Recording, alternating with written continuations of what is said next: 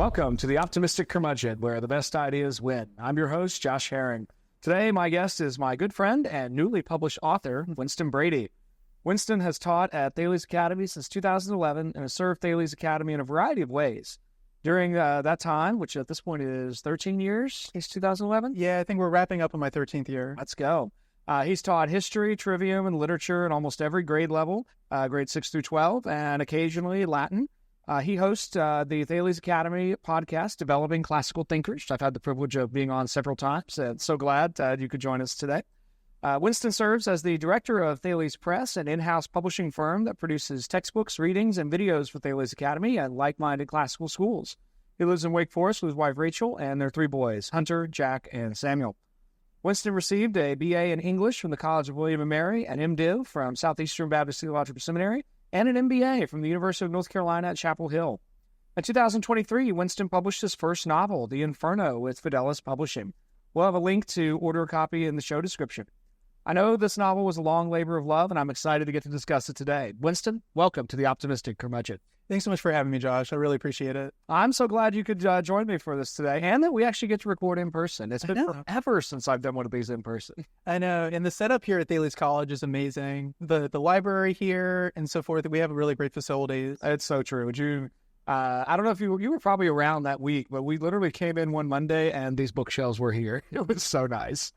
Well, Winston, tell us a little bit about the story behind the story. I know this novel has been a long time coming. So how long have you been working on it, and what different forms has it been in over the years? Well, I originally had the idea in my sophomore year of college. So it was the summer after a pretty traumatic car accident. Mm-hmm. So I, just to give like a bit of my background and upbringing and so forth, I wasn't a Christian until my sophomore year of college. Depression runs in my family, and at the same time, I didn't realize until it was too late, but to make myself feel better and to alleviate my depression, I started drinking an awful lot, like my freshman year of high school. I grew up in the D.C. area, went to an elite private school, an elite prep school.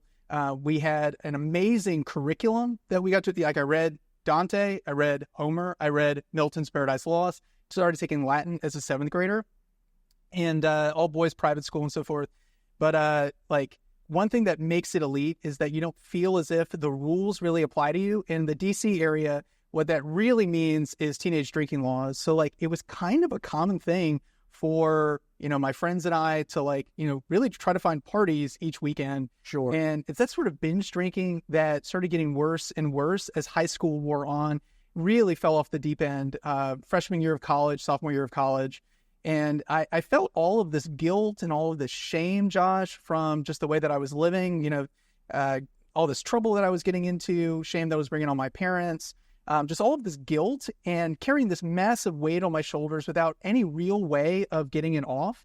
I had some experience with Christianity from, say, Sunday school classes that my parents brought me to. Sure. The occasional VBS, if you did that when you were growing up. I think I did one of those when I was maybe 8 years old or so.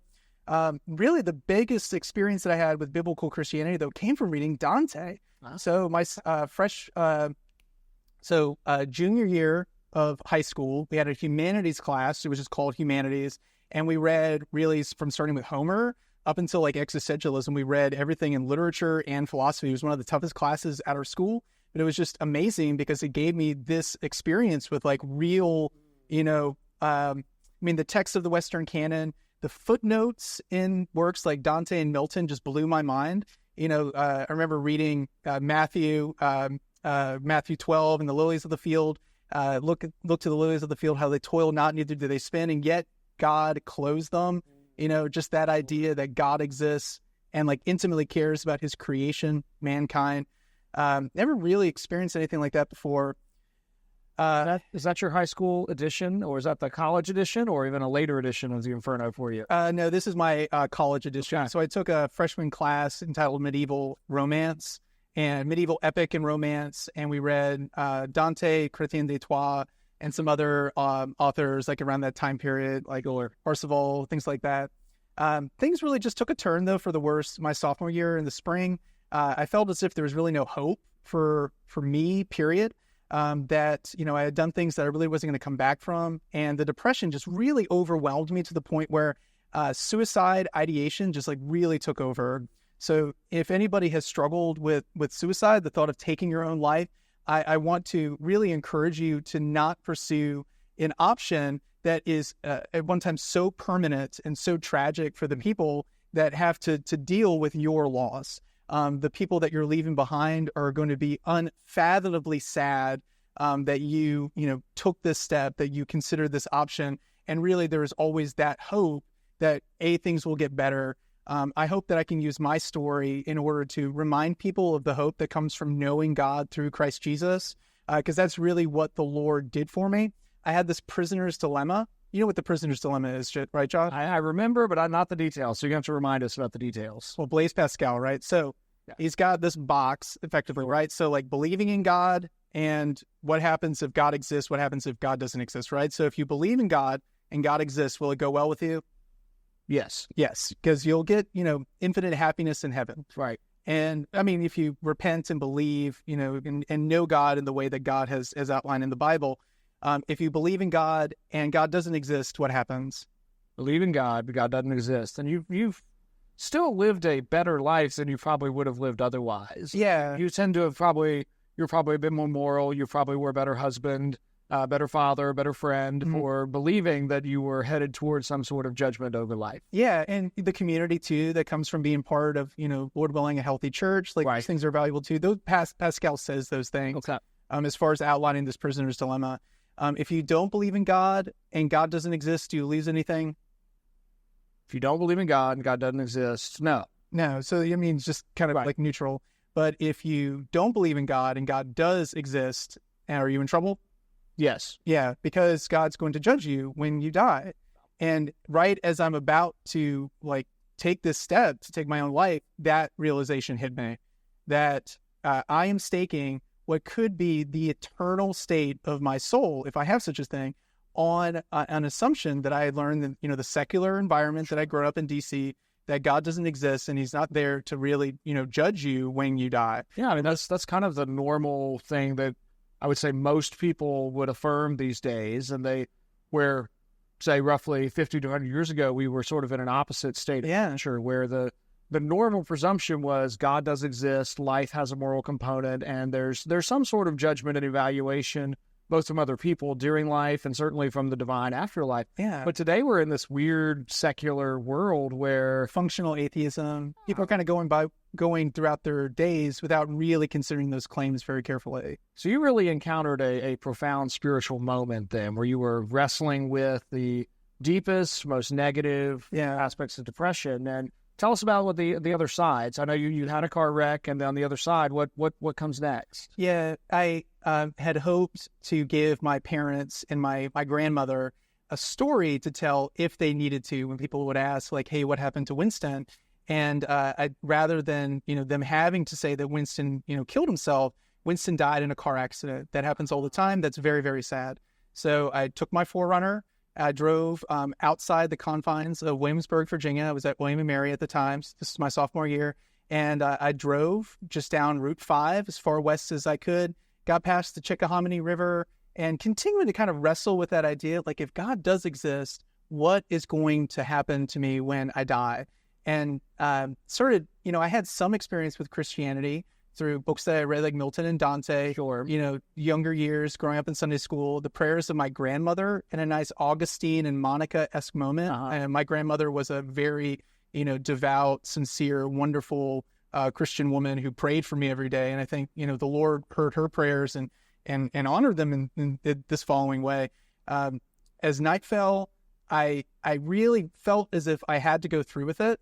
And so I, put my foot on the gas, started driving really fast, swerved my car to the left very sharply. Car careens off the road, topples over. And at that point, I blacked out. And so I don't remember anything else that had happened. I woke up in the woods with paramedics tending to my wounds, but the Lord graciously allowed me to survive said car accident.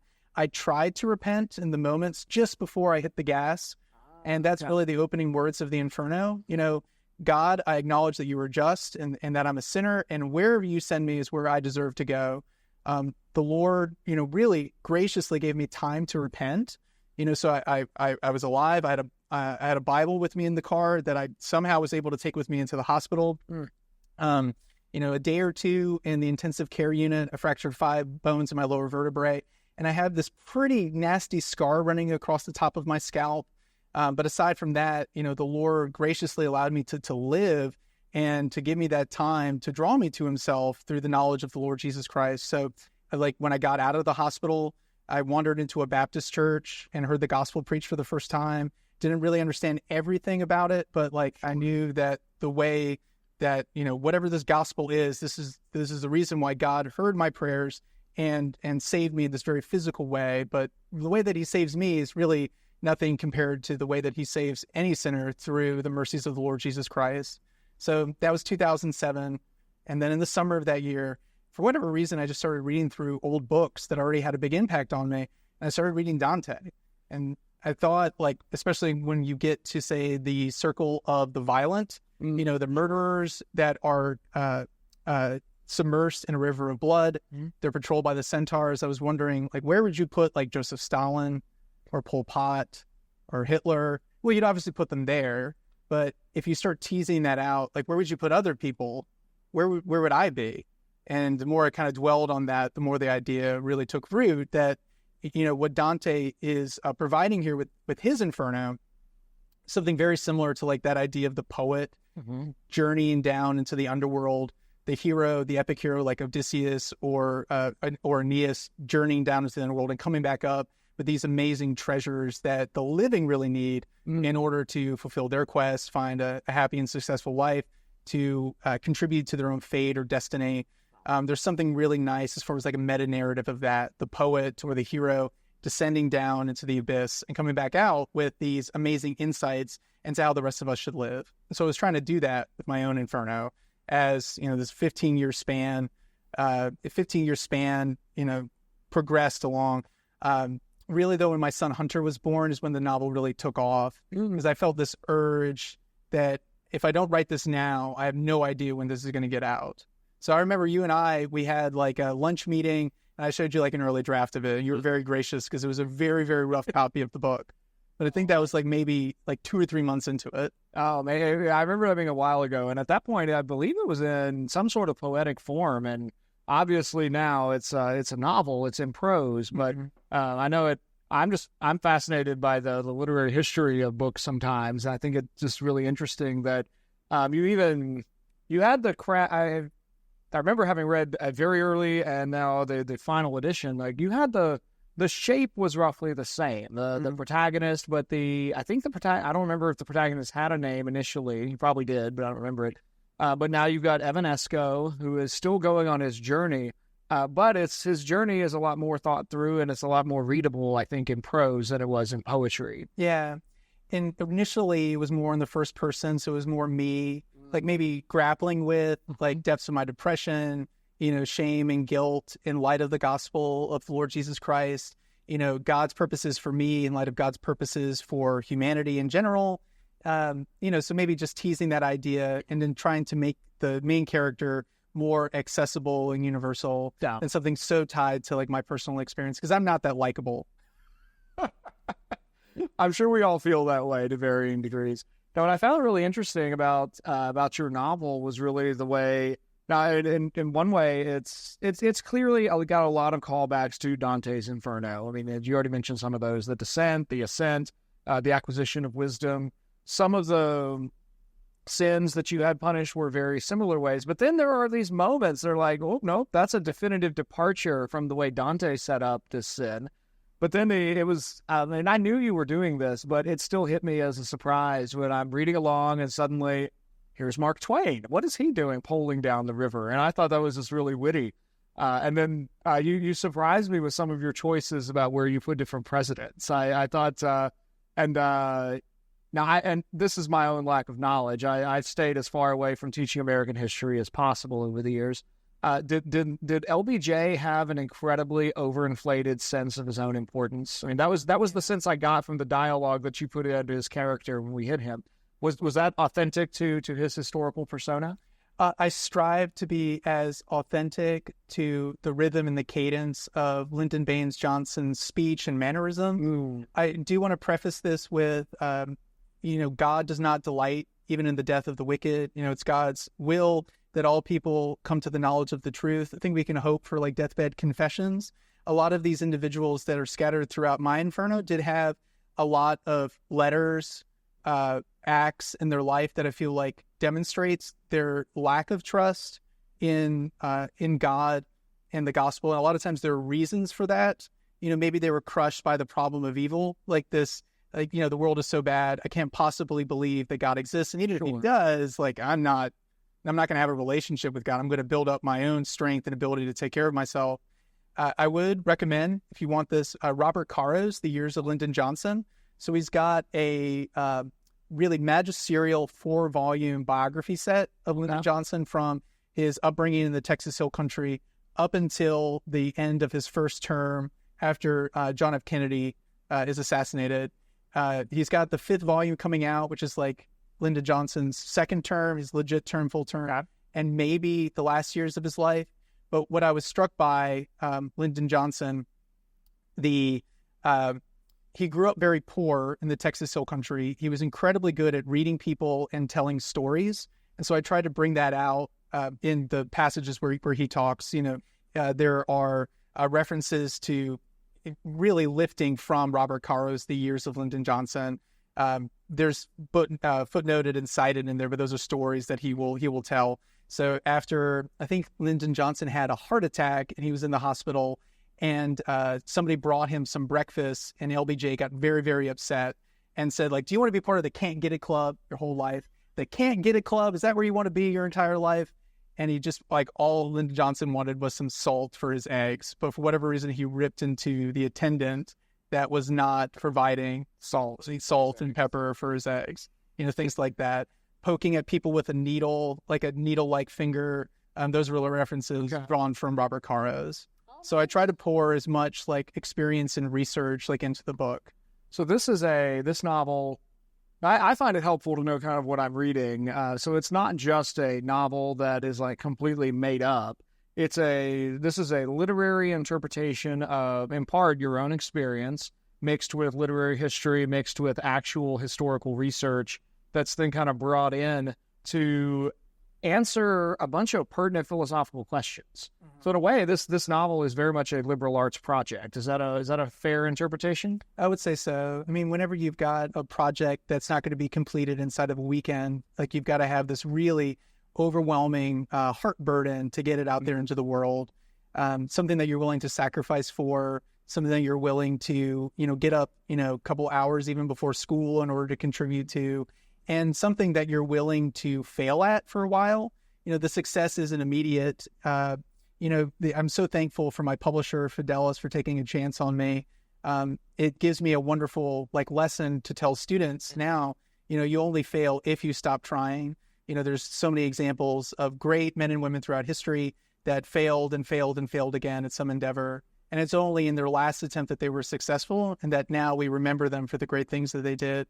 And I've got a small piece of that, not huge or anything, but it's very much in line with that sort of like the burden of the poet to try to bring something into the world that he or she finds incredibly meaningful and valuable, and that's willing to sacrifice for it. So in that sense, it still is poetic. It's still like poema. It's still a making. It's the thing that you have made in order to make meaning out of the world. Mm-hmm. Well, let's get into the book itself. I want to test out a theory.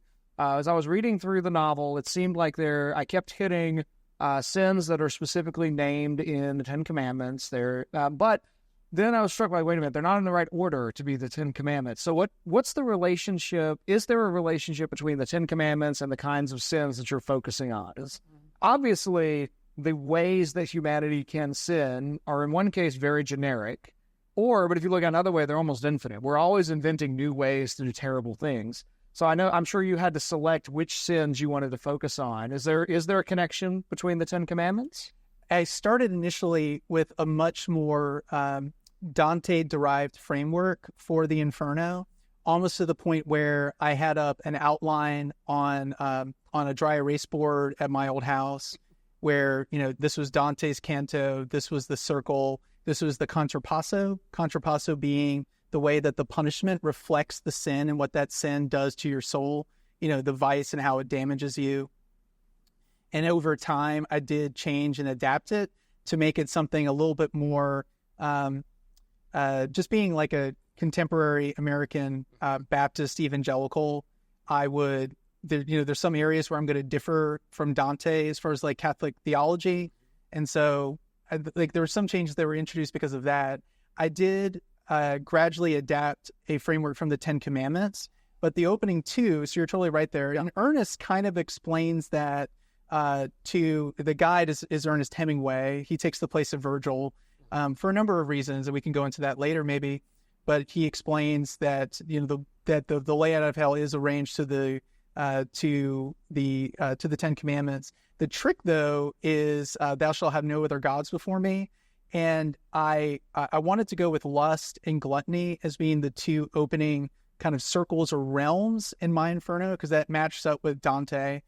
There's a way, for me, I wanted to, lead the reader in using a lot of elements from Dante's Inferno so that they would have like a frame of reference and they would kind of understand what they were getting into. And, Dante's the circle of lust and how he's attracted to the people in there. He gets overwhelmed at the end of the poem. Like you can kind of feel the incredibly enticing nature of sin and temptation in that opening, not the opening canto, but I think it's Canto 4. Yeah, with Francesca and Paolo. And I think it's one of the scenes that I'm sure plenty of our viewers would remember this moment, but where you definitely, it's really easy as the reader to resonate with Francesca and Paolo and imagine they probably weren't teenagers, but I imagine them as teenagers who are just deeply infatuated with each other, and they're reading, and suddenly they are making out, and they just keep going. And then, of course, all of a sudden, Francesca's husband, or not husband, but her brother comes home and he stabs them both with a sword, and they're now locked together for all eternity as they're blown about by the winds of desire. But it's how easy. I mean, I think it's very easy to remember moments where any of us could have been in that kind of situation, or maybe we're in that almost exact situation. Like it's a very universal piece that Dante pulls on, and he uses that, of course, to highlight the change that happens in Dante, the pilgrim's character, over as he goes through his journey. Because I think a huge amount of what Virgil is trying to do in the original in Dante is convince him, like, you should hate this sin. And it takes 32, 33 cantos before Dante finally realizes all of these things that he's like, oh, this is so cool, is actually reprehensible. Anyway, you were saying. Because there's something enticing about that. And Virgil has to tell Dante that, like, over and over again, reminding him that he shouldn't have pity for the people in hell because they're justly punished. They're justly punished. To have pity for them is to question God's judgment. With that, especially in America, lust and gluttony, I feel like are very much like things that people, to an extent, almost worship. And so those are really the other gods that we tend to flock to. In the Bible, a lot of times when the Israelites give themselves over to idolatry, it's almost immediately accompanied by like partying and feasting and sexual immorality. And so that was part of the justification there. So it might be my own limitations as a writer and a quote poet to try to like make that fit so much. But a lot of that, in my mind, those are some of the other gods that people really flock to, especially in the United States. So that tended to make it a little bit more like allegorical, a little bit more universally applicable to the reader, because lust, gluttony, greed, like those kind of like very easy, tried and true sins that people have, those are the other gods that people tend to flock to. Well, let's focus on those two for a second. And I'm thinking, I was really intrigued with seeing you put gluttony there. If only because it seems to me gluttony is a sin that we've sort of forgotten as a sin. Like I remember consequences for it, really. There's seemingly no. Seemingly, not like an actual crime. Like if you steal from someone, there's obvious crime. But like I just remember years ago, I was in a friend of ours, Nathaniel Johnston. I was in his care group at church, and one of the things he talked about was just recognizing that he was struggling with gluttony. And I remember thinking, like, what are you talking about? Who's struggling with gluttony? Like, what even? But jump forward 2 or 3 years, and I discovered my own patterns. I was like, ooh, left to my own devices, I can really just indulge in some unhealthy levels of consumption. And I need to, and whether we're thinking about in terms of temperance or moderation or gluttony, and I was like, wait a minute, this is kind of a form of gluttony, but it took me by surprise. It's not one of the obvious sins. So speak a little bit to gluttony and what it is and how it shows up in the modern world and what you did with it in your novel. Well, I think, especially influenced by Dante, the contrapasso and that circle with the circle of the gluttons is that they're eating cold, disgusting, miserable sludge. And when we turn to physical comforts to alleviate some spiritual problem, that's, I feel, really when gluttony takes over, when it becomes gluttony, when you're trusting in something other than God to produce some sort of spiritual benefit. And in that case, when we talk about eating your feelings and things like that, maybe finding some sort of joy and satisfaction beyond what the food should provide. I mean, it's ironic because that sort of banqueting and feasting is very much like a nice biblical image, but pursued on its own and taken too far does give rise to that sort of gluttony. In my Inferno, they're on the shores of gluttony, so it's like a beach. So there's the shades that are there are basically eating this very, very hot tar. So similar to that cold, disgusting sludge. I didn't necessarily want circles similar to Dante. I love Lord of the Rings, so I took more of this idea of realms and regions to also give this more kind of epic framework, the size and the scope of the underworld of the Inferno. So these are shores of gluttony, and the shades that are there are eating this very hot tar, because if you consume something to the point where you're hoping it's going to make you feel better, it doesn't make you feel better, it just burns you. It leaves you feeling emptier, seared almost. That's a nice biblical image of the conscience being seared. We no longer even think of gluttony as being a devastating sin. But I think anything that you turn to find that sort of hope and joy apart from God is, becomes really dangerous and self-destructive. I certainly felt like that in drinking alcohol. So it doesn't just have to be food, but really any sort of physical comfort that you're looking for to make you feel better from some sort of depression. I think the heat element there is really interesting to me because I think there's something there about these souls are consuming hot tar, they're also removing their ability to actually taste anything. Yeah. And that happens if we eat too much of any one thing. I'm thinking particularly over the years, my wife and I have had various seasons where we'll try to do a lot less sugar. Yeah. And if we intentionally don't eat sugary foods for 2 or 3 weeks, I'll go to maybe stop by McDonald's and then order a sweet tea and whoa, that sugar just overwhelms you with how much taste there is there. So if we abstain for I think that takes us back to the biblical pattern of feasting. I think it's not that there's not moments when we ought to celebrate and we ought to maybe partake more of these things than otherwise, but it needs to be done in the right way, to the right extent, with the right people. I think you're right to key in on there's a spiritual element to this of turning to something in place of God for that comfort. But if we are feasting together, I think Jesus was accused of being a glutton because he made wisdom is shown by its fruits. Well, yeah, and I'm thinking that he made something like between 40 and 60 gallons of the best wine. Yeah, his first miracle. Yeah. That wedding had ever had. It was well. Let's go to the other sin you kind of put at the foreground. Particularly, there was a line you give to Evan, the protagonist, where he asks a question. I'd love for you to kind of just walk us through what's behind this question. He's looking at these sirens, particularly there as they're sailing across the sea of lust, and he says to Ernest, "Love? Condemned for love? I don't understand. How can anyone be damned for love?" That just seems to be such a question that is perfect for our modern era. So many people would ask that question and make those assumptions. So what's happening in that question? What is Evan assuming that he's wrong about and needs to learn about? Well, he's got a fundamentally warped understanding of what love is.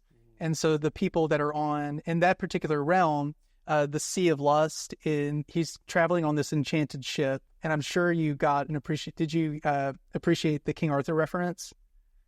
Oh, so now that you say that, I can see an Arthur reference there, and maybe a little bit of Voyage of the Dawn Treader too, if I'm pushing it. But yeah, okay. Well, and I didn't catch that initially, but as Dante had the winds that were caring about the lustful, lust is this desire, typically expressed in terms of sexual immorality. It can be a desire for anything outside of God, but typically expressed in terms of sexual immorality and things like that. in Dante, the winds are blowing the inhabitants of the circle of the lustful around. They're driven about by their passions, and they can't really control themselves. They fall in love and they throw themselves into some relationship that may not be good for them. It would be the same with the sea of lust. The waves carrying about people, the waves carrying about the boat. You're not really in control of your actions. You're really at the mercy of the craft. In this case, there's kind of like a pleasure barge. It was kind of the idea that I was going for, kind of like a Cleopatra, bringing Julius Caesar on board, or really extravagant Egyptian pleasure barge and sailing down the Nile. Those are sorts of the ideas that I'm coming up with. But he has a fundamentally misunderstood idea of love, and the shades in that particular circle are really misleading him in that way. They have said that they're only there for love, and they are very upset that God has placed such bounds on, the act, and the act of love, the expression of love. Typically, trying to think of the best way to put this, but like in the Christian tradition, the sort of love that expresses itself in marriage is a very, very good thing. It is an absolutely wonderful thing, that love between a husband and wife, a man and a woman in the context of a marriage. And there's so much like celebration that's thrown in there in terms of that sort of union, Adam knowing his wife, right, and so forth. But that sort of relationship, well, the act of sex, the act of, sexual immorality, outside of marriage that becomes sexual immorality. A lot of people find and pursue joy, physical pleasure, and sexual immorality, having sex and so forth. It's just getting awkward all over the place. But that's it. Like the shades that are there, Lilith, who's like kind of the attendant over that particular realm, is upset that God would put any sort of restrictions on the act of the sexual union. Because really, if we look out in the natural world, the bees, the lions, the gazelles, the squirrels, what have you, every year when the desire lights upon them, they, gave into it, they give into it, they mate, they produce offspring. It's totally fine. There's no guilt associated with it. And it should be like that with people too. That's what Lilith is saying, that, if you have this desire, this instinct that is so overwhelming, you should give into it and satisfy it, because it's really wrong to do something, to withhold that sort of, physical pleasure, giving into it. Those are pretty standard teachings on sexual morality from a, Christian evangelical perspective, that, that sort of union really needs to find its expression in marriage. Anything apart from that can start getting really destructive, devaluing the human person.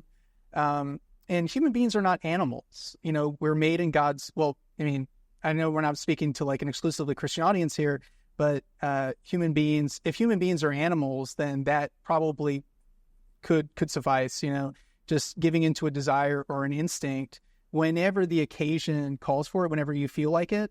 That sort of boundless sexual freedom that I think is kind of the watchword of the world that we're living in today. But we're not animals. We're made in God's image. We have this creator who's given us very clear instructions on, the sorts of activities that we're supposed to pursue and in what area we're supposed to pursue them. We're not going to find our joy and happiness just pursuing that desire instead of God, instead of, the joys of the Christian life. Well, I think part of what also struck me as I was reading that section is really both the sirens and Evan's misunderstanding of the nature of love. Yeah. That love is really a concern for the good of the other. Right. And that sex fits in the good of the other in a certain context. We call that context marriage. And particularly that's a heterosexual marriage that is looking for the production of children as the fruit of the marriage. And literally every other way of pursuing sexual desire is ultimately out of a selfish desire to gratify the pursuit of pleasure. Yeah. And so that's part of what Evan has misunderstood. That's what struck me so much about this line, that they're not condemned for love. They're condemned for lust. It's not like they love so greatly. It's instead that they misoriented their love. They were seeking their own desire in something lesser rather than seeking the true good that love ought to be. And that just seems to me to be such an endemic problem of today. I was reading earlier about a review of Brad Wilcox's new book, Get Married. Yeah, his scholarship is so valuable. Oh, it's great. Those are the ways that you can like get ahead in the world, right? Like getting married, that sort of stability is like so good for you as an individual and for society as a whole. Well, it also speaks to the fact that we humans as rational creatures, like we are different than every other animal on the planet. We share a lot of those animalistic qualities, but the children that we make are so different than the children other species make. And so really that's the part that this misdirected love, one of my friends, Katie Faust, runs an organization called Them Before Us. Yeah. She's kind of like about her through your podcast. She does great stuff. Yeah, she's wonderful. She's come on twice. And she just does such a great job of pointing out to adults who are often arguing, making some of the arguments your book responds to. They want to assert a false understanding of freedom. They will say, I'm free to do all of these things. And Katie doesn't really engage with the freedom aspect, but she redirects the argument back to where it should be. What kids? The kids. Yeah. And that's not commodities. Exactly. Like we're not animals, right? So it's not that, the same arguments as to like why slavery is so wrong, like pertain really into a host of like culture issues that we're going today. But I really appreciate her work for that matter. Because, the kids are not commodities to be bought and sold. Right. Because that's treating the kid like an object to be used for the gratification of some selfish adult, however that looks like. But in reality, that individual is made in God's image, and they should be free to pursue, whatever it is that, the Lord has in store for them. But because we're free, we should be free to pursue like our own interests and things like that. We shouldn't have people manipulating us into doing what they want us to do. As I was reading through the Inferno, I found the same thing happening with your Inferno that happened when I read Dante, where it makes me reflect back on all the different ways that we can voluntarily ruin our lives. Yeah. And the sort of focus on a kind of taxonomy of sin is actually really helpful because it does produce sort of a long list of, and you have Evan go through various moments of realization where he realizes, oh, I don't want to ruin my life this way. Oh, I don't want to ruin my life that way. Oh, what's the best way to live really is the kind of question that he produces. I want to shift gears a little bit and ask you about one of I think this is a bit of a writer's trick, but when doing this kind of quest narrative, how you get your protagonist from place to place is always interesting. You can, in my view, the downsides to the Lord of the Rings is that we spend so many pages walking through and endless descriptions of trees and meadows and stuff. You took at least 2 shortcuts I want to ask you about, where you transport your characters across different places in the topography. Particularly, why did you put an int in the swamps of greed? And then secondly, of all the possible demonic figures you could have invoked, why Mephistopheles to fly Evan to the rift of false counsel? Which one do you want to go with first? Let's start with the int, because I'm curious about who he is and why you put an int there. I love Lord of the Rings, so that would be part of it. Okay. Who do you think the int was? I want to say Steve Jobs, but I'm not sure if I'm right. You're right. Yeah. Some of the things that he says, he references a pilgrimage to India. He references, making a device that has all knowledge in it, which is, of course, the iPhone.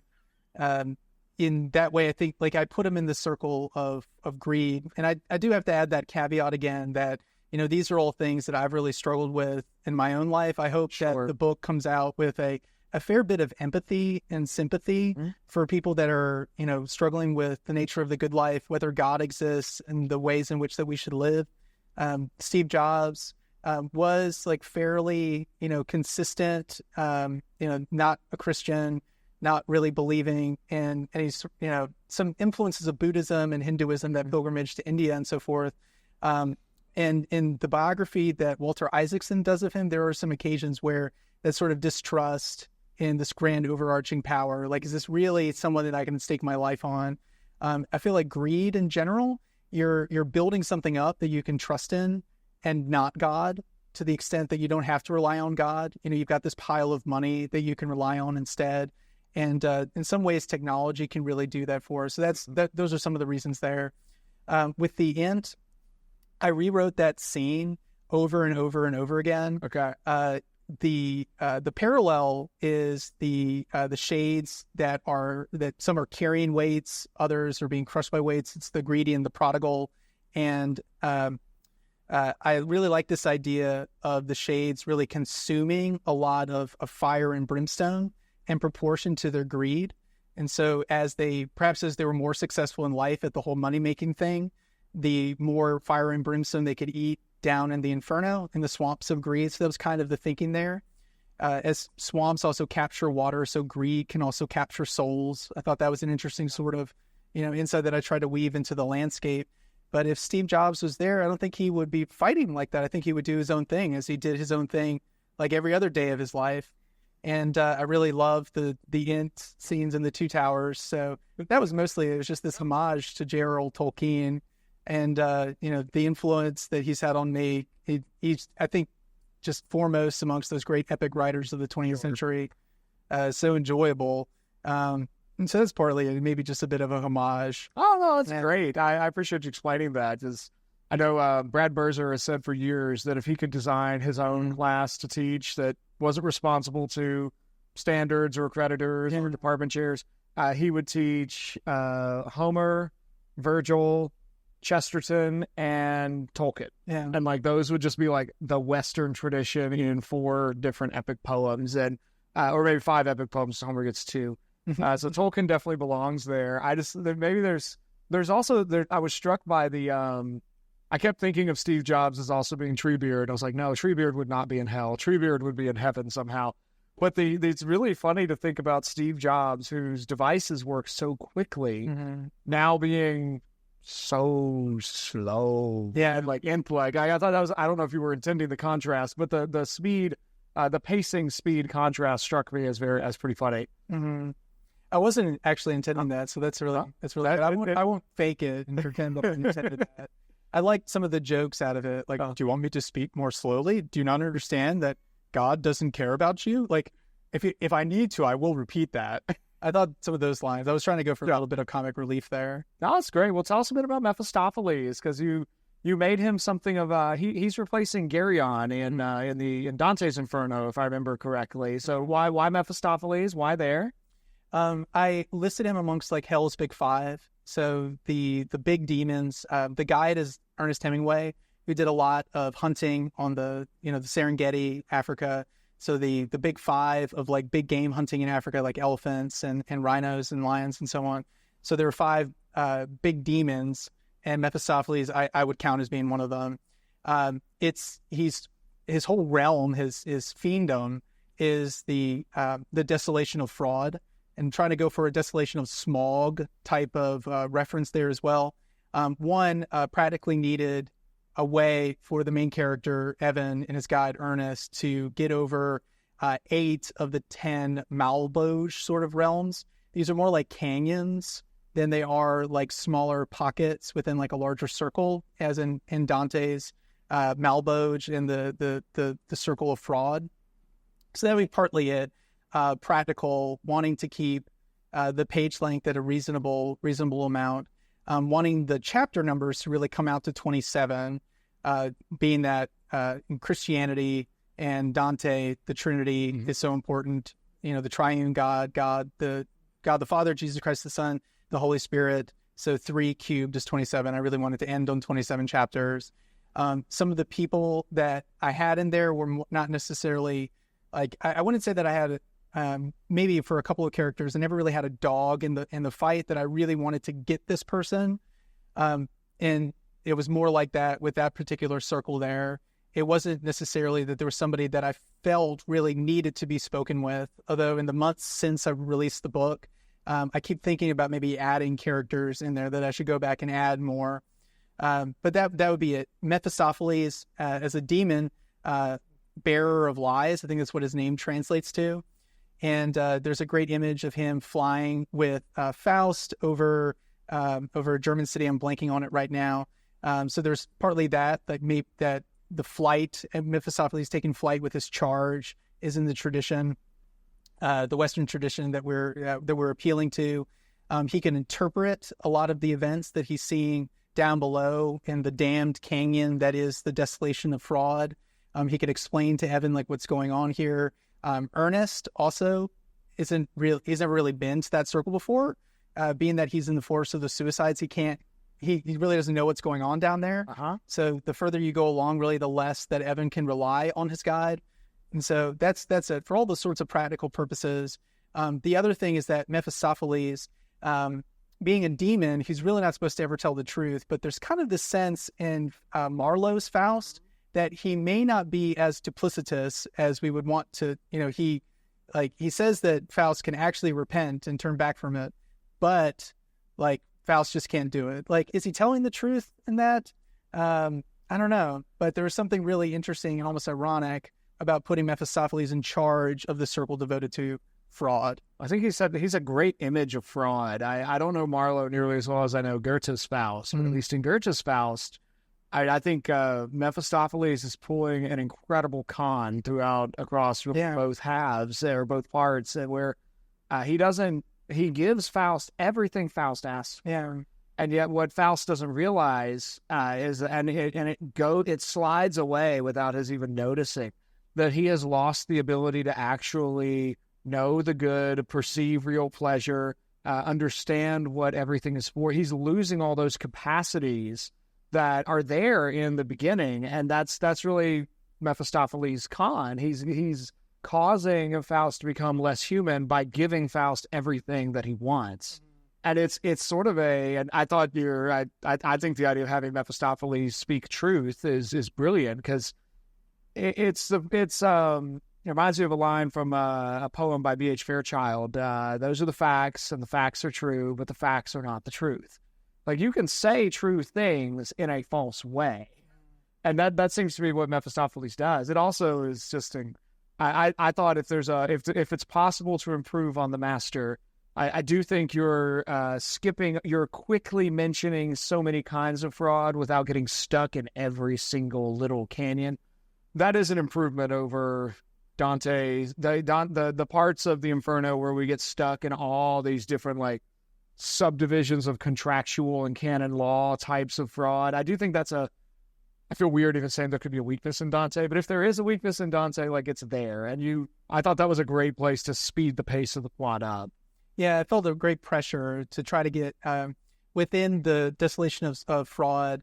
There was one character from American history that I really wanted to speak with, which is Thomas Jefferson and John Adams. And so the way that Dante meets with Odysseus and Diomedes, the twin flames that are holding the two of them together because they shared so many adventures and exploits during the Trojan War, and Odysseus, or Ulysses, because the Latin name is given in the poem, but the way that he's condemned for giving false counsel to his sailors, urging them to sail beyond the Pillars of Hercules. They're not brutes and beasts, but they're made to pursue wisdom and virtue, which is a true thing, but he uses that in a misleading way to try to enlist his crew members to help him in his grand ambition, which is seeing, what lies beyond the horizon. Thomas Jefferson is an individual that I grew up admiring, really, almost forced to admire, because growing up in Virginia, as you did too, yep. We had to go on field trips to Monticello. Yes. And, you had to, in Williamsburg, right? He went to William and Mary, which was nice writing this book, because that opened some doors for the character in the Inferno, because most of the characters could recognize William and Mary. And Thomas Jefferson perhaps opens up a little bit more because he sees a graduate and somebody that had, felt as upset and somber and depressed over his time as William and Mary as he did. Alumni connections across 400 years, 300 years. Yeah. That's pretty cool. That is huge. But he, the chapter title is The Falsest Counsel. And Thomas Jefferson, I feel as far as any of the founding fathers, he's really the one to try to get right. Having penned the Declaration of Independence, all men are created equal and are endowed by their Creator with certain inalienable rights, chief amongst them life, liberty, and the pursuit of happiness. And yet he owned slaves up until the day of his death. He had deplorable debts that led him to have to sell his slaves upon his death in order to pay off his debts. Just so sad and tragic. But I think I figured it out, so that we're not just going to cancel and remove his statue, but we can actually learn, what led, in my opinion, one of the foremost founding fathers, away from the path of wisdom and virtue. His wife died, and he had 4 kids that died in infancy as well. Like 4 kids, like one right after the other. And then his wife died, and a few weeks after his wife died, because his wife died in childbirth, he had another child who died. And so he was just so crushed by like the problem of evil. You know, if God exists, why do these terrible things happen to me? Especially since I've done so much for like the causes of God and penning this amazing document. And then, you know, that's when he goes to France and he meets Voltaire, who would certainly do nothing but, not going to help him theologically, that's for sure. Yes, of course. Like, God is a watchmaker. God is an architect. He's not a loving father. So you have to live in such a way that you can rely on yourself and not this deity that everybody else is telling you to trust in. And what would the founding fathers say if they could see America today? Like, repent. Like, that's what Jefferson ends up saying. You know, there are things that I gave my life for that didn't necessarily pan out. And what you should do, like having learned all these things, is repent and return to the Lord. You know, not finding happiness and joy in all these things apart from God. Or that might be another kind of riddle to the Sphinx of Thomas Jefferson. You know, the pursuit of happiness. Like, if you're really going to be happy, you feel like you've got to have God at the center of your life. And he didn't necessarily do so. Like, the Jefferson Bible is like the foremost example of that, right? Kind of on all the miraculous portions, all the clearly non-rational pieces. And Jefferson, of course, is the judge of rationality in that case. Yeah. What is truth? Right. Well, he gets to decide. And it's just something really tragic about that. Somebody that reached incredible heights over the course of his career, but maybe it wasn't worth it if you're not putting God at the center as you pursue your happiness. I think that conversation was very effective for the reader, because I knew you had put a bunch of American presidents all over your Inferno, but I didn't know who was where. And I suspect that some of the people in Dante's time who encountered Ulysses there burning in flame had a similar moment, just like, what? Ulysses? The hero of the Odyssey and the Trojan War? What's he doing here? And then I felt much the same with Jefferson, because I'm just like, I knew Jefferson was bad, but come on. And it pushes back against a sort of heroism or heroic look at the founders to be like, so which I think was very effective as a device. Well, and I hope I achieved the aim, which was to not like tear down statues, but really to draw from their life, you know, this exhortation to repent and believe. Well, and it does also, I think it points to the need to neither whitewash or cancel the heroes of the past, but instead really look at them for their complexity.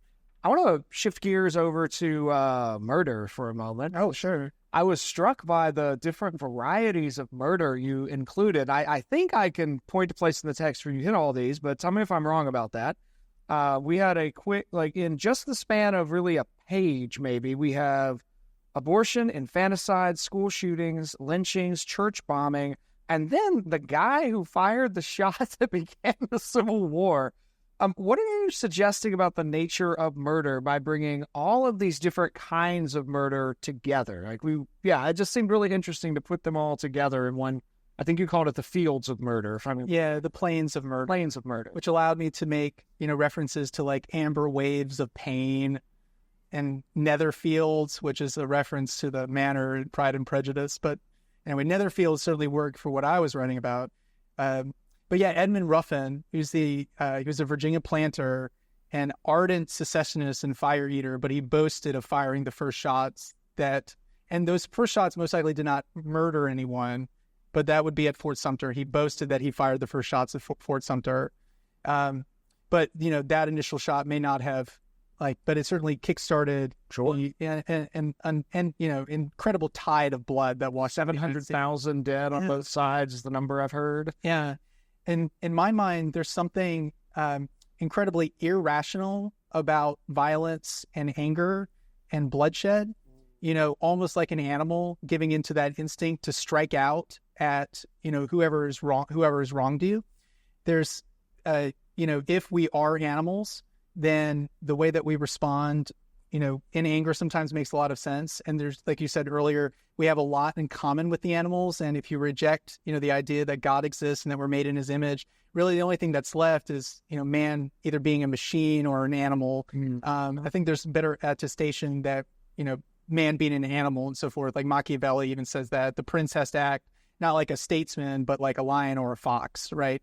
So the fox, if you need to use your wits, you need to use them the way that a fox would to spot traps and outwit his enemies. So on one level, there's something really irrational and instinctual about murder, just striking out at somebody who has wronged you. The tragedy of school shootings, I feel like that's something of a theme running through them all, is that the person who does such a heinous and violent and wicked act is striking out at a universe that he feels has wronged him. And it doesn't really matter who he takes down, but he just wants to, strike out at a world that he feels is so cruel and unjustly set against him. But at the same time, too, there's this really cold, miserable, calculated component of murder, too. Lying in wait, plotting, bringing down this harm on someone, especially the abortion reference, which is really Margaret Sanger is explaining that. Evan wouldn't know who Margaret Sanger is, so she doesn't identify herself, but I try to give some clues. But, her justification for murder is really, and for abortion, is getting around the curse that's laid on Eve. Because, at the fall, God curses Adam with really toilsome, burdensome work. That the fields are sweat of your brow, the weeds and the thistles. You have to work really hard to get anything out of the ground. But Eve receives like childbirth. That pregnancy is such a painful experience. It's something that only women have to go through. I can think of Ruth Bader Ginsburg remarking that abortion is really the way that the sexes become equal, because it's a burden that they have to bear and men don't. And even so, like, women still have to deal with the thistles and the weeds, the same as their husbands do, and so forth. So there's something very cold and calculated about making that sort of, I'm going to do this in order to advance my own interests, maybe sacrificing for my career or something like that, or even the way that Lady Macbeth, uses that. Unsex me now. Yeah, unsex me now. The milk of human kindness, like dashing the infant against the walls and things like that, if it would help her achieve the object of her ambition. And I think those sorts of things are just so unbelievably tragic. So I guess, as far as just the litany of murders, and plus just the incredible grief that accompanies it, merited a bunch of different people kind of testifying to the same act that is at once like so brutally irrational and yet so coldly rational. Wow. There's no real way of like explaining it otherwise. No, I think you did a great job, I thought, of bringing in particularly the unique kinds of murder that are possible in the modern world. I mean, obviously murder has been as part of the human experience since Cain picked up a rock. Yeah. But we're at, by the latest numbers I've heard, 6 million babies killed through abortion. Like, there's never before the 20th century has there been a time when we could get rid of babies with such efficiency. Yeah. And that should move us to tears and outrage, a sense of the tragic that's there. But then you've got the school shootings are always a tricky thing, because in one sense, if you stack them all, if you just look at reports, it seems like they are happening all the time, everywhere. They're not nearly as prevalent as our modern media makes them seem, but at the same time, it is just awful. Like, every time one of those happens, I'm just struck with grief that this has occurred again.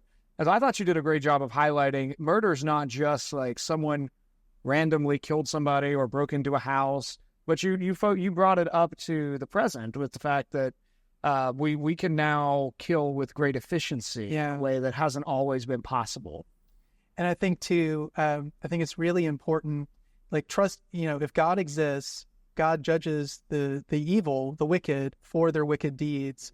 And that allows for some closure, not tons of closure. Mm-hmm. There's still going to be that grief and that sadness that the person that you cared about so much is gone, but at the same time, most people cry out to the state and to the government to give some sort of policy and that, some sort of legislation that will prevent such a scenario from ever happening again.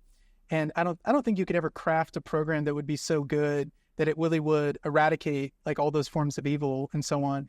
But as a Christian, like, we believe that, Jesus will return, and that Jesus will wipe away every tear from every eye, and that Jesus will, ensure eternal responsibility, eternal accountability for the deeds that we've done in the body, for good or for bad. But that's definitely something I try to weave into the Inferno, like, frequently.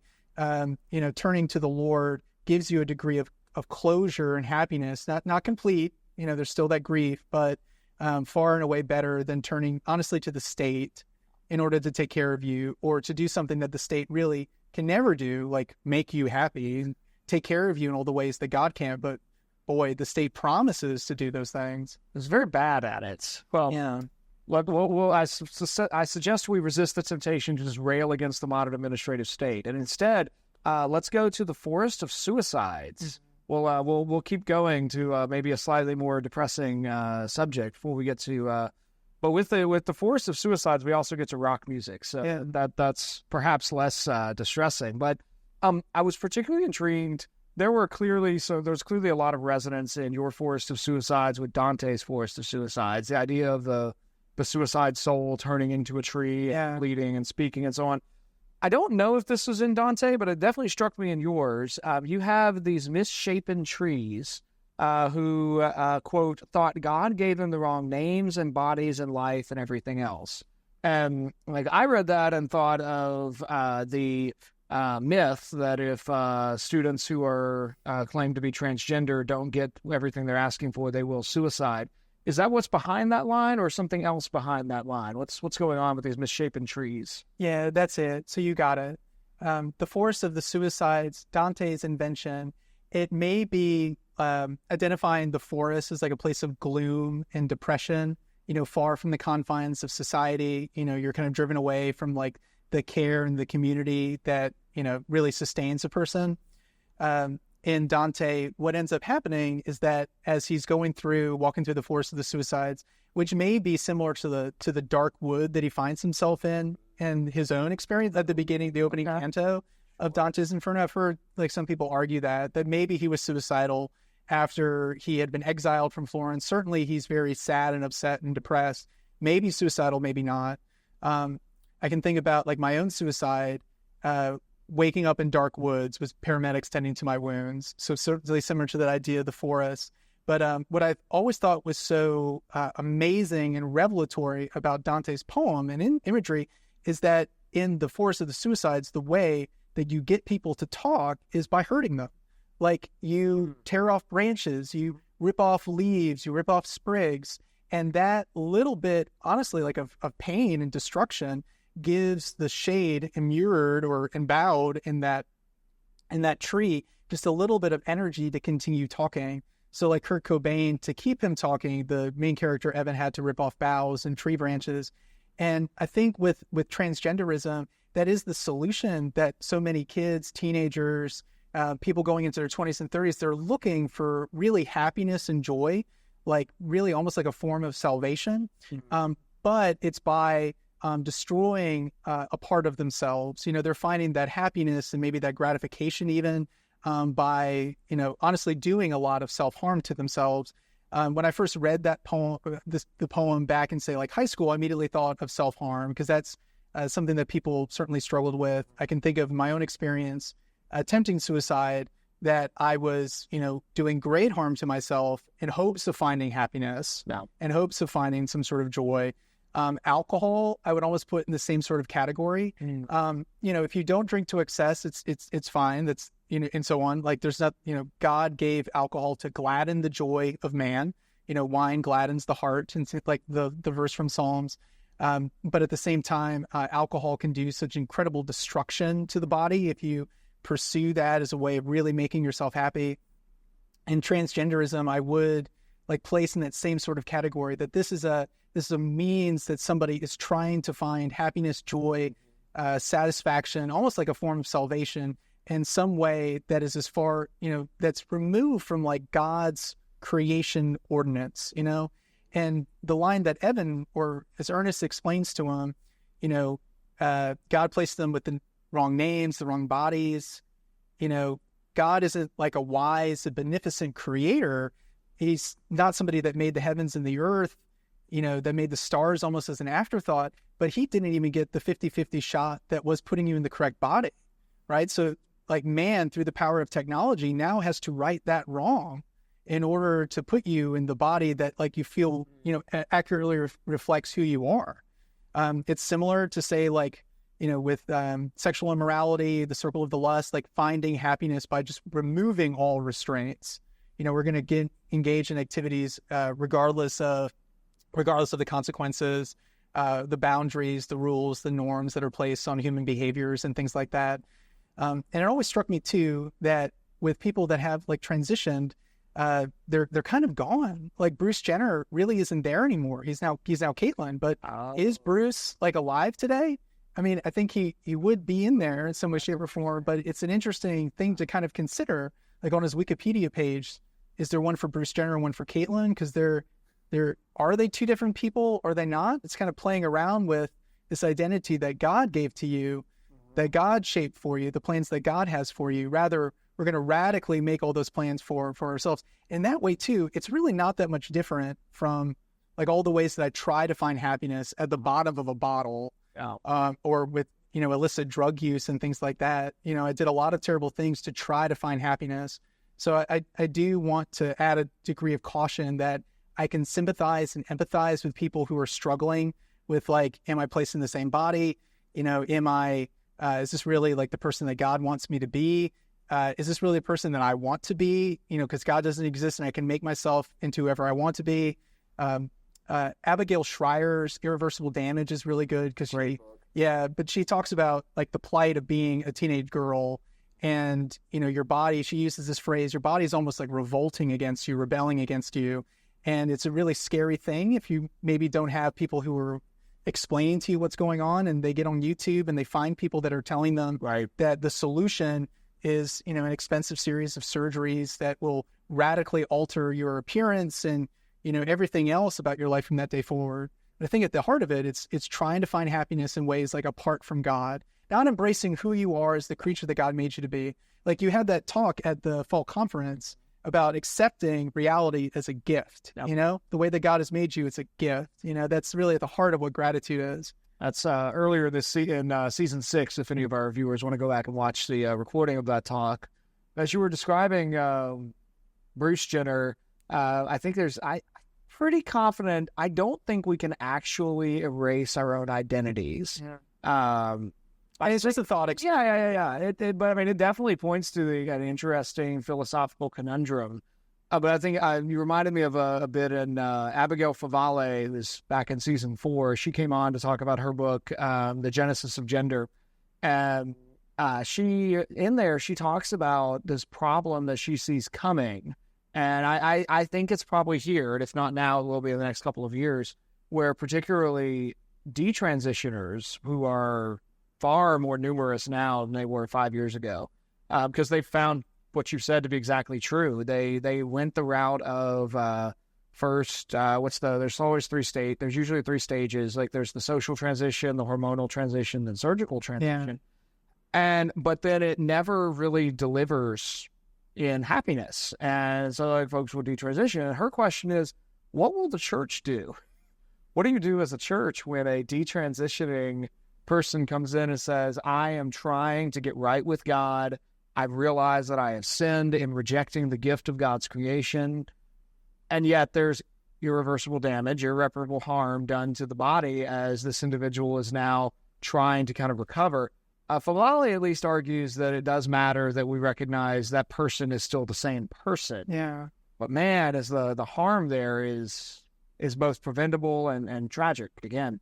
Well, let's talk about rock music for a second, because you have Kurt Cobain be the primary speaker in the Forest of Suicides. You pair him with 3 gods of rock music, including Jimi Hendrix. I thought that was interesting. And the thought I had as I was reading that section is that it seems that you're suggesting there is you talk about how all 4 of those guys have a lot of their fans are with them there in the Forest of Suicide. That was a really sad, not to interrupt, in Kurt Cobain's biography, the author mentions that after Kurt Cobain committed suicide, that there was actually a slight uptick in suicides, like afterwards, and seemingly it was people that were just following him. And he also does a lot that Kurt Cobain had this persona.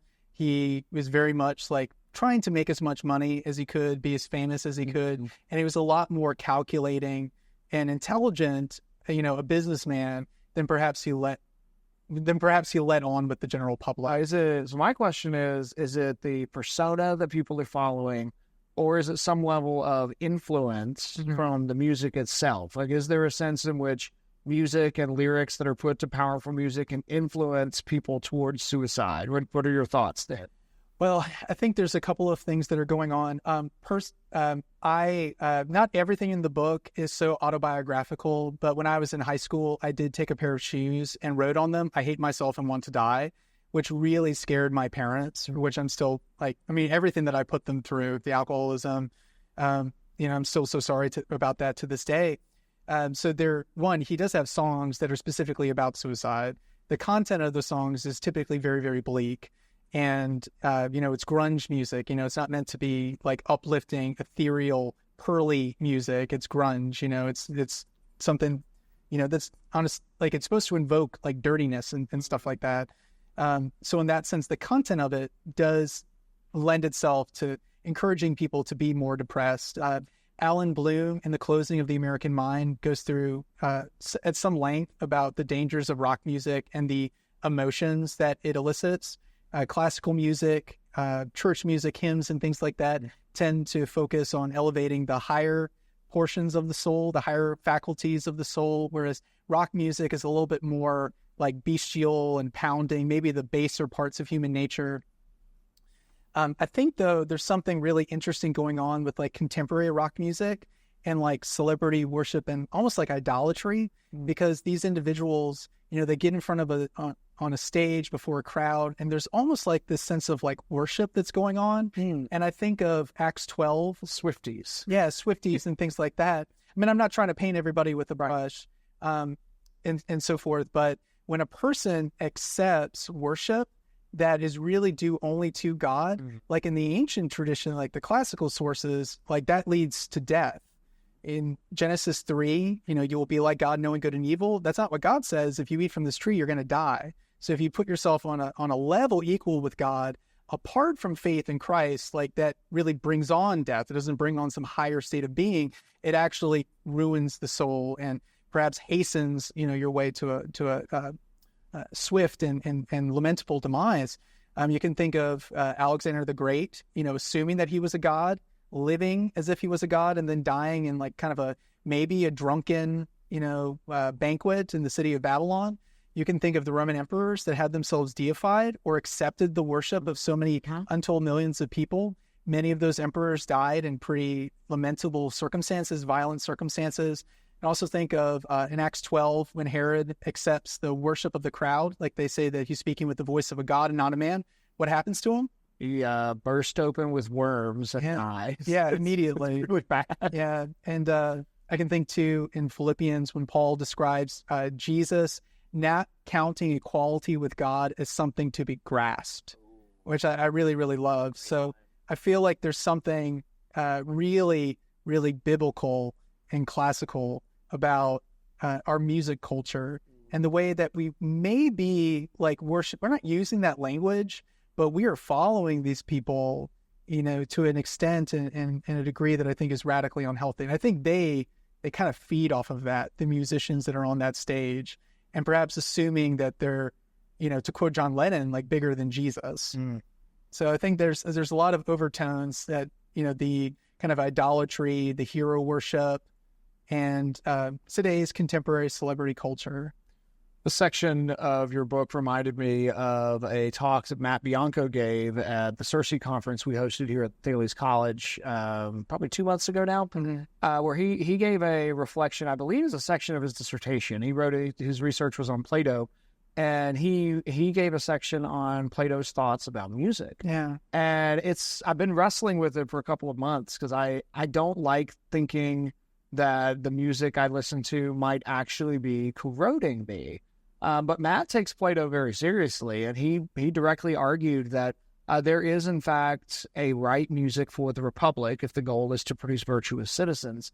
And if there is a right music, there is consequently a wrong form of music. And I don't know which kinds of music fit in which, but it's left me thinking more about the ways in which music is influential. And are we feasting on beauty, or are we drawing our souls away from beauty? And I thought your section with these rock stars, I thought was very helpful. I think there's also, too, the shift that takes place in the 1960s that is like profoundly demonstrated in the shifting musical taste. And it's not so different from like jazz in the 1920s, which is, played in nightclubs, kind of a little bit, nice hedonistic drive to those, to that brand of music and stuff. And jazz is, I guess, great. I don't listen to jazz very much. Even classical music, like Mozart and Beethoven, were kind of, the rock stars of their day, like really interesting characters. But in the 1960s, especially, I feel like that generation of people had a choice that they could live up to the example that their fathers gave, during the Great Depression and World War II, that they could embrace the set of difficulties, the likes of which, like, perhaps nobody, it seemed, since the last wars, and, taking on the Soviet Union and communism across the world probably seemed like not the fun, life that they had envisioned for themselves. So either embrace that sort of attitude, that sort of lifestyle that their parents grew up and tried to instill in them, or reject that and embrace instead pretty wild, decadent hedonism, like the 60s and that sort of ethos, the parties, the rock concerts, and so forth. That's what Jimi Hendrix explains. I'd be very hesitant to say this is causal. I don't know that I'd have I don't know what kind of evidence would establish causality, but it's interesting that the two time periods you named, the 20s and the 60s, are simultaneously periods of major musical change and periods of major moral upheaval. In the 20s, you have the progressive era really coming to its height before it collapses in the Great Depression. But then by the 60s, we have the technological revolution and we have the sexual revolution after the birth control pills. So like those are going hand in hand with major changes in music. So if Matt's interpretation of Plato is correct, and music does relate to the state of our polity and our politics, those musical changes are perhaps incredibly significant. Well, Winston, as we begin wrapping up our conversation today, I want to ask you one. I've got two questions left, really, before we draw to a close. How influential was Pilgrim's Progress for your Inferno? There were various points where I thought, oh, this reminds me of Bunyan. So tell us a little bit about your thoughts on John Bunyan. I love Pilgrim's Progress. So I did read and reread that. Whenever the book was rejected by a publisher, I would lament for like a couple of weeks and despair. But then I would get back up on the horse and keep writing, and typically pick up like a new book that helped me, like, just remind me of the stakes involved. John Bunyan did write the book while he was in prison. So, the rejection that I feel is really not like pales in comparison to what he himself experienced. I love the idea of a journey, a spiritual journey. There's everything that he encounters has some sort of allegorical significance. And I try to pour that into the book as well. That everything that you see has some sort of hidden meaning to it that you can dwell on and meditate on, and Lord willing, find some sort of value to it. But I mean, I love the book for that reason. I think after the Bible, that was like the most popular book in New England and the burgeoning United States. So I feel like it's something that it's an epic in its own right that maybe doesn't get enough credit. But I personally really liked it and did try to pour it in as much as I could. There's one instance in particular when he's in the Castle of Despair, Doubting Castle, and he finds a verse from the Gospel of John. Whoever comes to me, John chapter 5, whoever comes to me, I will never cast out. And once he realizes that Jesus is so faithful that should he ever come to Jesus, Jesus will receive him. That was the Bible verse he's carrying. Well, I don't want to give too much away, but that particular verse plays a really big role in the book there. So that's my homage to this great Christian writer that I think should be read more often for just the incredible insights that he has into the nature of the good life and the stakes, and living that life well, going through the wicket gate, the narrow gate. Excellent. Yeah. Excellence. Well, as your Inferno is as I understand it, this is a complete story. This is not book one of three, which is, of course, perhaps the largest departure from Dante's Inferno. Dante's Inferno is book one of the Divine Comedy, and it really is not complete if you just read the Inferno. You end at Canto 34 as you transition into Purgatory with a really cool, weird, mystical inversion of gravity and time and space. But your book ends, and I want to see if we can talk about the ending without spoiling the ending. So that's my challenge to you with this question. how does your Protestant theology shape the ending? I got to the end and thought, I suspect there's something here about Dante being a high medieval Catholic that led him to really want to do Inferno, Purgatorio, Paradiso. But your soteriology or doctrine of salvation is different, obviously. And so how does that come into play for the ending of the Inferno? Well, it owes more to Pilgrim's Progress than perhaps it does to Dante. So the song that the character breaks out, like the poetry that I kind of secretly wanted to make the whole book, a poem in blank verse. But that comes out at the very end. It's probably not blank verse necessarily. It's still kind of in paragraph form, but I try to make it rhyme so that it has kind of a bouncy quality to it, and perhaps you'll remember it, and so forth. So it owes more to Bunyan in that way than it does to Dante. I would like to write a second book, kind of a Paradiso. Being like a Reformed Protestant, I, believe, strictly that Christ died once for all, that, through his sacrifice we can find acceptance and joy with God through the merits of Jesus Christ and what he's done for us on the cross. I feel like a second book that hits to that perhaps, I feel like I would need a terminal illness. Like I would need some really terrible set of circumstances that you yourself had gone through, or that you are taking as the basis of a second book. I don't think it would be right for me to just take it and use it as the basis of the second book. But the way that this book came out of my suicide attempt and the Lord's mercy and allowing me to live from said suicide attempt gave rise to this book. I feel like there's got to be something else, some equally dark night of the soul that the Lord would have to see me through, that I would then, labor for however many years on end in order to get it out there. Well, but I don't know sure if he would carry you through that. You are giving me slight flashbacks to Dr. James Brandon explaining method acting to us, and the danger of method acting being that if you only act out of a method, then make sure to avoid any really, really negative roles. And thinking of Heath Ledger and his Joker, that kind of thing. So I just want to be on record saying I sincerely do not wish you a terminal illness. Right. And I'm not saying, like, I don't want that to happen to myself either. I think it's just trusting in the Lord's providence that, things will work out as they do. I don't feel particularly led right now to write a sequel for it, but maybe that will be true tomorrow. I'm not sure. Oh. So. Well, it certainly is I thought it was a very good book. It's certainly a very good first novel. And I look forward to hopefully there are other novels between now and a final novel someday in the future. Winston, I know the book is available on Amazon. We'll have all the links and everything posted in the show description. If people want to find out more about your work, where can they find and follow you online? The best ways would be really everything connected with Thales. So in Thales Press, we'll have a website fairly soon, but we have a YouTube channel, features a lot of our teachers or content experts coming in and providing professional development. And I do maintain a blog, but I don't always update it as much as I should. So life gets busy. I've got 4 kids at home. Yep. So what's that blog address, just in case anybody wants to read your blog? There's not a convenient title for it, but maybe we can include it in the show notes. But it's a Wix site, and I haven't paid for the full domain. No. I gave up on blog. I think I've given up on blogging about 5 times. So if you still have a blog, more power to you, man. It was so enticing, and then Substack was enticing, and I just could not keep up the content. I do have a Substack too, but it's the same sort of thing there. It's hard to maintain, especially when my interests kind of alight upon many different things. Yeah. And I will just also add in that if you search for Winston Brady on Amazon, it will pull up a page with all of the Thales Press books. That is probably the best place to find the books that you've edited and written.